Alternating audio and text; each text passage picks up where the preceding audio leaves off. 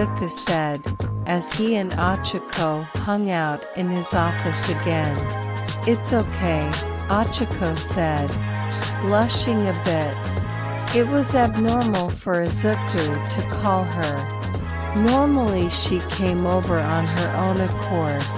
And it was entirely Mina's fault that her head was swimming with certain thoughts as to why he might have done that. So, as for the reason I called you here, someone has something they'd like to give you, Izuku said.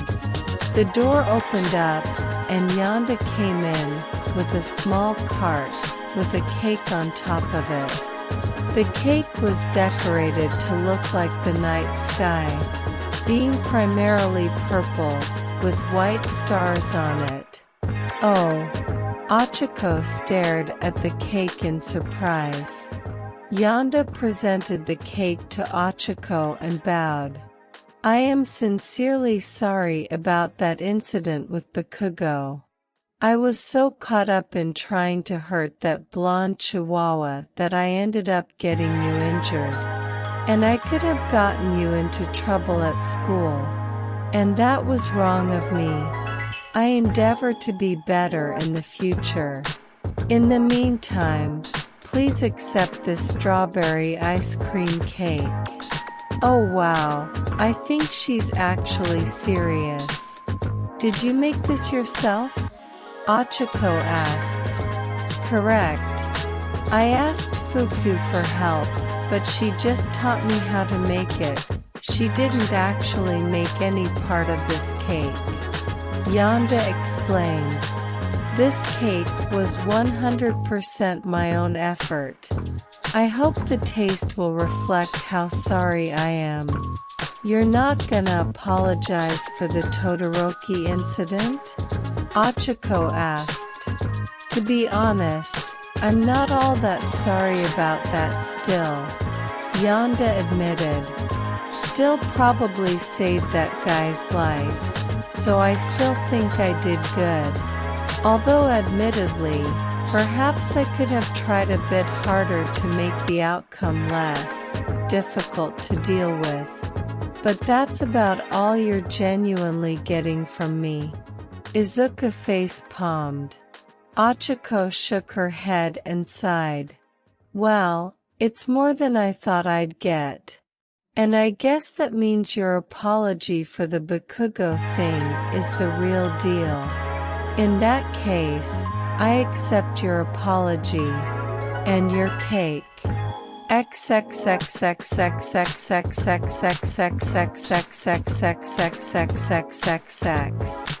Izuka sat at his desk, waiting in the classroom for Kyoko. Today he was going to give her a test.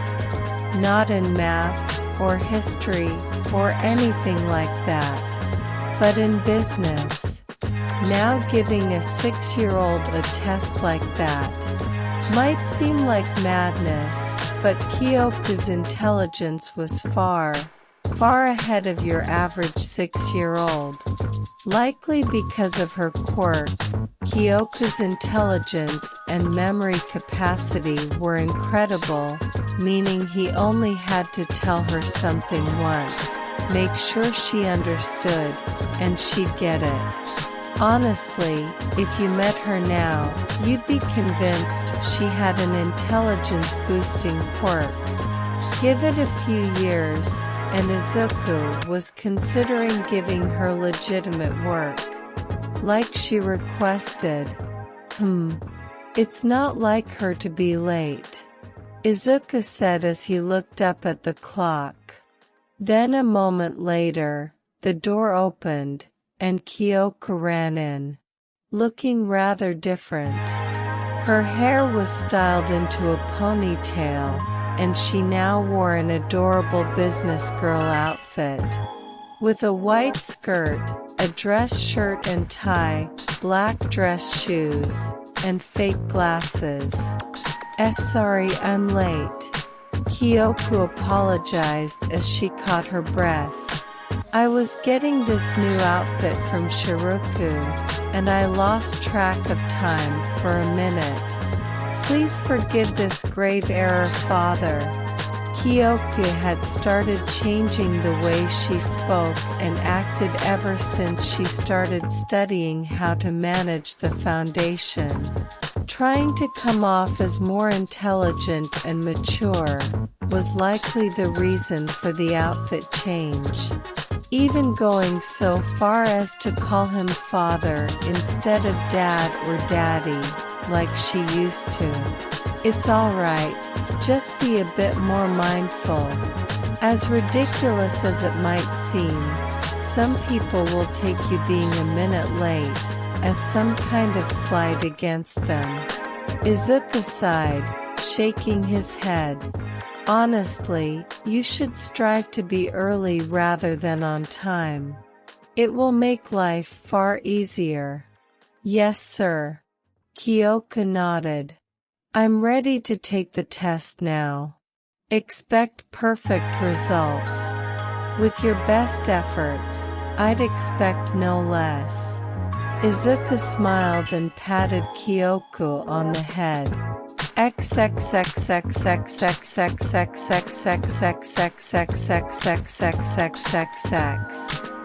Finally, that's over with.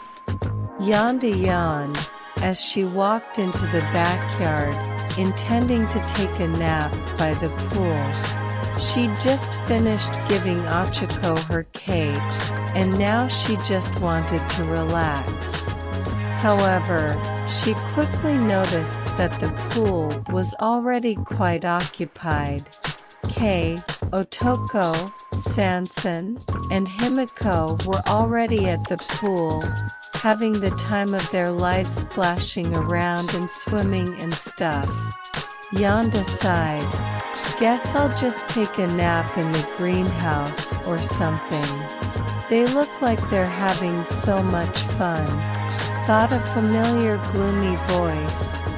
Yonda looked over the source of the thought and saw Tenko hiding nearby. Finally, I've been waiting forever. Tenko's negative attitude and thoughts had naturally not sat well with Yonda, which naturally meant she had to do something about it. There couldn't be misery at the Midoriya household. At least not for anyone but their enemies. Her first thought was to make use of the mood candies, to alter his mood, and then talk him into playing with the others. Once he started having fun, he'd start to move past the hole. My entire family is dead, but they weren't a very good family for the most part, so I don't know how to feel about this thing.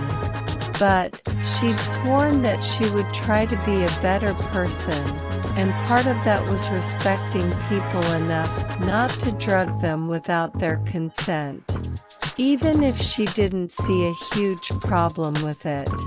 Plus, after thinking about it a bit more, in the odd chance he found out about what she'd done, he might regress a bit and close up in his room more, or something. Although she really doubted he'd find out if she didn't tell anyone. But things didn't always go as she planned, much as she loathed to admit. So her next idea was to tell him about the candies and give them to him. However, if she did that, he might try to keep using the candies, forming an addiction, which was less than ideal. And so after a bit more thinking, she managed to come up with a plan, which was entirely morally sound. She'd simply sneak videos of all the kids having fun into his room, hoped he watched them, and then hoped he'd try to get a closer look. This was far from a solid plan, but it was one she could execute with little cost, and she could always think of another plan. Fortunately, she didn't need to, and Tenko was doing exactly what she wanted. After sending Shiroku a quick text, Yonda went up behind him, making sure that escaping back into the house would be difficult. "Hello there," Yonda greeted with a big smile. "Ah." Tenko jumped up in shock, turning around to see Yonda there. "Who are you? I must inform you that I can't hear you. I'm deaf," Yonda told him, "but I can hear your thoughts." "Oh, that's kinda scary," Tenko thought. "Sure is, anyway. It seems like you really wanted to join in on the fun over there," Yonda said. "Why don't you? If you're worried about them not wanting you, you're sorely mistaken. Those lot love having people around and would accept you with open arms. Trust me, I can read their minds." "I don't know," Tenko thought, shuffling a bit. "I mean, it does look like fun. I've never been to a pool before. But I don't have any swim trunks." "Hey Yonda, I brought the swim trunks you asked for," Shiroku said to her as she ran up to the two of them. "Oh, you're that kid, Tenko," Yonda reminded her. "Tenko, it's nice to meet you." Shiroku greeted him with a smile, before turning to Yonda and handing the plain white shorts to her. "Anyway, why do you need a pair of boys to swim trunks?" "Oh, well, would you look at that, a pair of swim trunks?" Yonda said, handing the trunks to Tenko. "And they're your size." "What?" Tenko thought, incredibly confused as to what was happening. "Don't think about it too hard, and just have fun," Yonda reassured him. "Well, I guess," Tenko thought. "Good. Shiroku dearest, won't you show him to a changing room?" Yonda asked. Shiroku gave her a suspicious glare. "I have no idea what you've done, and I'm gonna go along with it for now, but we're having a talk later. I'll prepare some tea," Yonda said, as Shiroku took Tenko by the hand and led him inside. "Oh, what a wonderful day," Yonda thought proudly to herself. "I helped someone, I didn't even need to drug anyone." or blackmail anyone. Just some breaking and entering. All in all, I dare say I've improved quite a bit.